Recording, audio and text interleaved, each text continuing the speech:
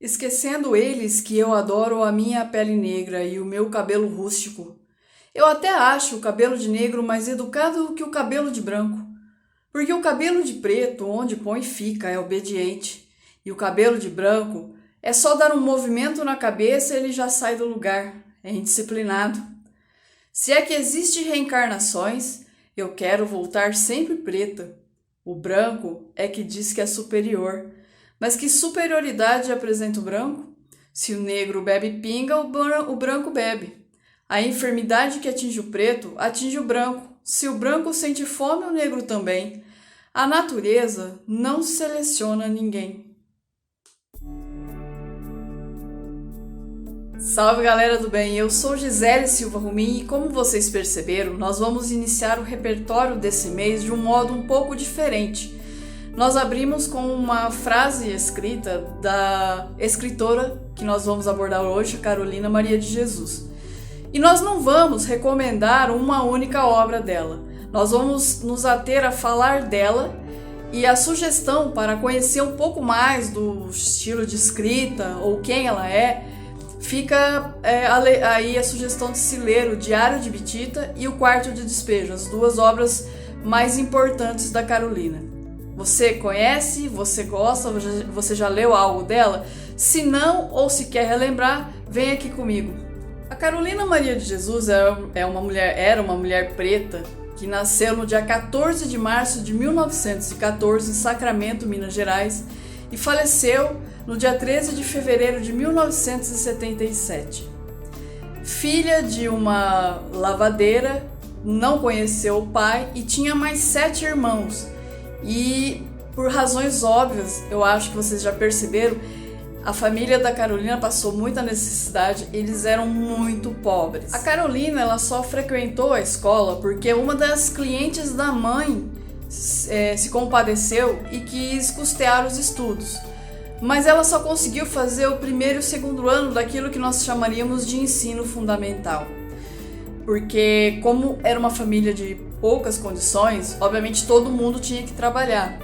Após muitas indas e vindas, trabalhando como lavradores, alguns momentos como faxineiro ou lavadeiro, a família da Carolina se mudou na década de 30 para o interior do estado de São Paulo. Aos 23 anos ela perde a mãe e resolve mudar para a capital, São Paulo capital, e em 1948 ela se muda para a favela do Canindé, que foi extinta na Grande São Paulo. A Carolina teve 3 filhos, ela optou por criar sozinha, porque como ela gostava muito de escrever, ela gostava muito de ler, isso era um hábito que incomodava muito as pessoas, por incrível que pareça. E na cabeça dela, ela achava que se ela se casasse, o marido tiraria a liberdade dela de ler e de escrever. Então ela optou por criar os 3 filhos sozinhas. Então como que era a dinâmica de vida dela na favela do Canindé? Ela saía para catar papelão ou coisas na rua e à noite ela ia para casa e escrevia. A sorte da Carolina ela foi mudando aos poucos, ela não mudou totalmente, tá? Ela não enriqueceu do dia para noite, não aconteceu um grande milagre na vida dela. Mas a sorte dela deu uma pequena guinada quando um jornalista foi fazer uma matéria na favela do Canindé e quis o destino que ele batesse justamente na porta da casa dela. E ele se impressionou com a desenvoltura dela no falar. E entre uma conversa e outra ela contou que escrevia e ele quis ver os escritos dela. Foi quando ela foi publicada, os livros da Carolina vendeu muito. Isso não foi suficiente, como eu disse no começo da frase, para que ela enriquecesse. Mas ela conseguiu sair com os 3 filhos da favela, morar numa casa de alvenaria, mas nunca deixou de ser pobre, porque realmente ela era muito pobre. Então o dinheiro que ela ganhou melhorou um pouco a vida dela, mas não foi o suficiente. Então ela continuou, às vezes saía para catar coisas na rua, cultivava uma hortinha em casa e vendia os produtos. Em alguns momentos ela auxiliou a alfabetizar crianças pobres. Enfim, ela foi meio que um faz tudo até o fim da vida dela. Porque eu acho relevante vocês conhecerem a Carolina lerem os livros que eu indiquei no começo do vídeo, porque realmente ela era única, ela era um ser espetacular. Notem que eu disse que ela só fez o primeiro e o segundo ano na escolinha. Tudo que a Carolina aprendeu, gente, foi como autodidata.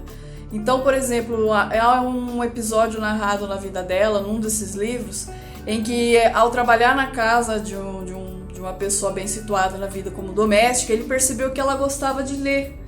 E aí o que acontece? Ele autorizou ela a frequentar a biblioteca dele. Então ela lia, pegava os livros dele, lia. Ela foi aprendendo sozinha. Segundo ponto que eu acho interessantíssimo.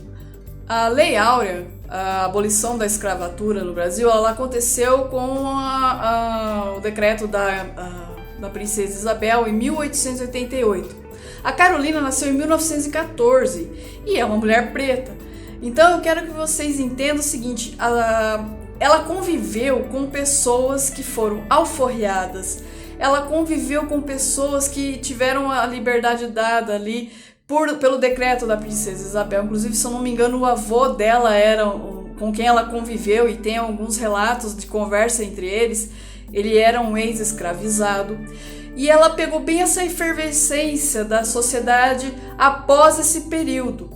E ela também conviveu com pessoas que tiveram a dinâmica das suas propriedades mudadas com o fim da escravidão. Todavia, diferentemente do que se lê hoje nesse ponto, a Carolina ela não escreve algo para tentar te convencer. Ela não faz nenhum tipo de doutrinação para o movimento negro ou para o movimento feminista. Muito pelo contrário. Eu acho que a genialidade do que ela escreve está justamente dela descrever o cotidiano dela e captar algumas coisas que mostrem como era desigual e complexa essa relação, as relações sociais no tempo em que ela viveu, principalmente para uma mulher e para uma mulher preta. A história dela é recheada de eventos pitorescos. Um desses eventos é muito interessante. Ela chegou a ser presa, acusada de bruxaria. E por quê? Porque alguém viu ela, uma mulher preta, lendo. E não bastava uma mulher preta lendo, ela estava lendo um livro do Allan Kardec, acho que o livro dos espíritos, e a pessoa se assustou e denunciou ela por bruxaria. E ela foi parar na cadeia por causa disso, ficou um tempinho lá.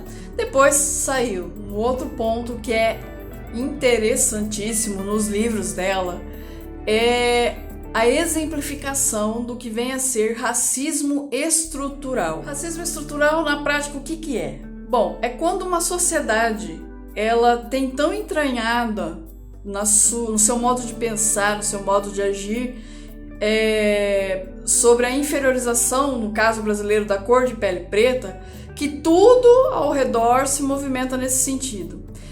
Na prática, fica muito difícil mostrar num vídeo o que seria isso. E é justamente esse é o mérito da obra da Carolina. Existem situações corriqueiras que ela vai relatando ali na maior neutralidade, como se fosse a coisa mais normal do mundo, e que você percebe que é fruto de um racismo estrutural. Uma das passagens mais interessantes, eu acho que está no Diário de Bitita, porque isso é um relato que ela faz de uma conversa que ela teve com um avô, onde ele explica que o preto ele precisa ser extremamente honesto, ele precisa ser extremamente trabalhador, porque quem foge um pouquinho da regra, vamos dizer assim, dentro da dinâmica do quem bebe um pouquinho de pinga e fica bêbado, já é o suficiente para ser maltratado pela polícia. Então, esse tipo de relato que ela traz mostra que todo o aparato policial brasileiro, já naquele tempo, né, ainda mais naquele tempo, ele já tinha essa atuação levando em conta o racismo, né? Uma certa perseguição a pessoas de pele preta. E curiosamente, se você abrir os jornais hoje, você vai ver que infelizmente não mudou absolutamente nada. Traduzindo em miúdos, o preto ele só é aceito socialmente se a conduta dele for tão ilibada a ponto de ser aceita a convivência com ele. Na prática, o que isso significa? Que o preto ele tem que ter uma conduta tão clara, tão cristalina, tão honesta, porque só dessa forma justifica ele ter direitos sociais. O que não acontece com as pessoas de pele branca, né? Que não precisam provar que merecem respeito. O preto, todo santo dia, ele precisa provar que ele é digno de ser respeitado enquanto ser humano. E a obra dela deixa isso muito clarificado, assim como também deixa muito claro que houve uma certa dificuldade muito maior na vida da Carolina por ser mulher, porque ela teve que abdicar de criar os filhos com um pai, ter auxílio, para poder ter um pingo de autonomia e liberdade para poder desenvolver o trabalho dela, sem garantias de ter sucesso. Então é isso, eu gostaria de trazer aqui para vocês, nesse mês de março, alguém que eu interpreto ser uma grande feminista e um grande ícone do movimento negro. E eu espero que vocês realmente curtam e se interessem pela obra dela, porque realmente, na minha opinião, como eu já disse, ela é genial. Fica aqui a indicação do Diário de Bitita e do Quarto de Despejo, mas tem muitas outras. Ela escreveu poesias, escreveu contos. Fiquem à vontade para pesquisar. Um super beijo e não esqueça de engajar com esse vídeo, curtindo, compartilhando, comentando, nem que seja um coraçãozinho, qualquer coisa aí nos comentários, para que o YouTube possa entregar esse conteúdo para mais pessoas. Tudo bem? Como já disse, um super beijo e até a próxima!